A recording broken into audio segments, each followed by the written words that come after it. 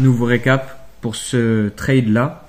La première entrée, j'ai pas eu de chance parce que je me suis fait weak out et c'était la mauvaise entrée. J'étais entré avant la première macro, j'avais cru que le haut il était fait dans la macro de 10 heures. Sauf qu'au final, l'entrée elle était pour la macro de 11 heures après le shift qui est ici. Et donc ce qui s'était passé, c'est que on a pris le haut de la bougie d'une heure d'avant, on a pris le haut de la bougie de 9 heures. On a cet order block ici. Voilà, j'ai la narrative dans mon analyse qui me fait qu'on va avoir ce retournement dans ce gap ici et prendre la liquidité et faire ce petit MMSM ici. Et donc ce qui s'est passé, c'est que j'étais entré pendant la petite baisse là, j'avais mon stop loss quelque part ici et je me suis fait weak out par rien du tout. Ensuite, vu que là on a le vrai shift, on a le vrai setup qui est fait, là voilà, c'est mon entrée. Et je suis sorti pour ce de RR, donc résultat de ça, 1R au final. Et j'ai pas suivi cet achat, la montée ici, après l'ouverture de 9h30. Sauf que sur le Nasdaq, elle était à prendre, sauf que je l'ai raté. Donc ce qui s'est passé, c'est qu'on était tout simplement en mouvement haussier. On a cette BC, on y fait dedans. On a le modèle sweep interne IFVG. Donc sweep interne, création de la IFVG, on l'inverse, on entre.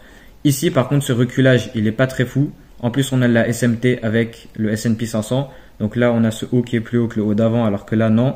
Donc ça, c'est une belle indication de baisse de probabilité, en plus de cette baisse forte. Sauf que c'est pas grave, on est juste venu pour manip un peu plus. Et puis ensuite, continuer pour venir chercher ce niveau d'intérêt qui est là et le niveau d'intérêt qui est ici sur lequel on a fait le retournement. Et donc la baisse que j'ai juste pris sur l'US 30, pas ici, parce que le setup, il était moins bien là. Et en fait, le setup d'aujourd'hui, il est pas très bon sur l'US 30. Il y a la narrative pour baisser, ok, je l'ai prise. Mais il n'y a pas de SMT, c'est de la contre-tendance un peu. Mais bon, je savais que ça allait faire cette baisse, donc je l'ai prise. Après, j'ai pris la mauvaise entrée avant. Mais ouais, c'est pas grave. D'ailleurs, un petit truc cool à vous montrer. Si on regarde sur le monthly, là, il y a la grosse chute boursière. Les gars, elle est en train de se faire. Oh non, faut vendre. Oh non, non, non, non. Mais on est juste en train de faire ce putain de higher low sur la tendance haussière, sur les temporalités plus grandes, sur la fractale plus grande, pour ensuite faire la continuation et faire la continuation quoi. Donc là, par exemple, imaginez, on prend le Fibo du haut jusqu'au bas. Là, bam, on rejette parfaitement le consequent encroachment, le 50%, l'équilibrium de la rangée bullish sur le monthly. Là, on est sur le monthly, bande de cons. Là, c'est avant 2023 carrément.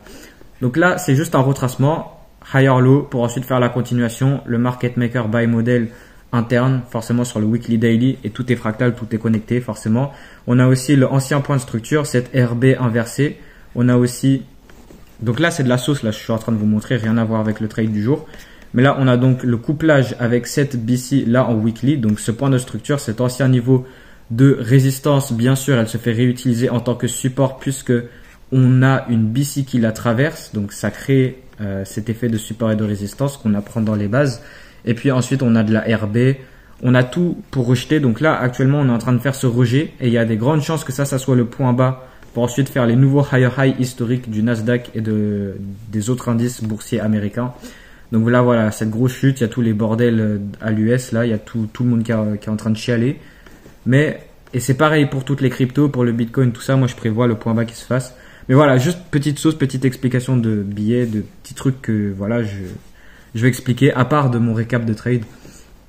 Mais là voilà, je récap ça. Donc j'ai raté la continuation de cette hausse après l'ouverture de 9h30 EST. Juste après l'ouverture, dès le market open, il y a cette hausse, continuation, IO Fed, IFVG, manip interne, continuation, et venir viser les PDA ici sur lequel le prix il trouve de l'intérêt pour se retourner.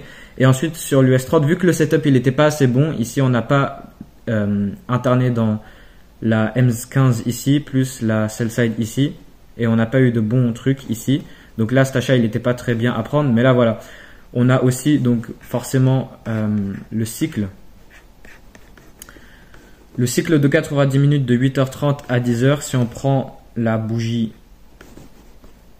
déjà même la 5 minutes, donc là, c'est très, très, très forte probabilité. Moi, je fais toujours la bougie d'une minute pour le PXH, PXL, pour ce qui est des cycles de 90 minutes, mais si on prend la bougie de 5 minutes, donc là forcément regardez, on a fermé en dessous, Donc là, ce qu'on a fait, c'est qu'on a pris le haut de la bougie, la plus haute.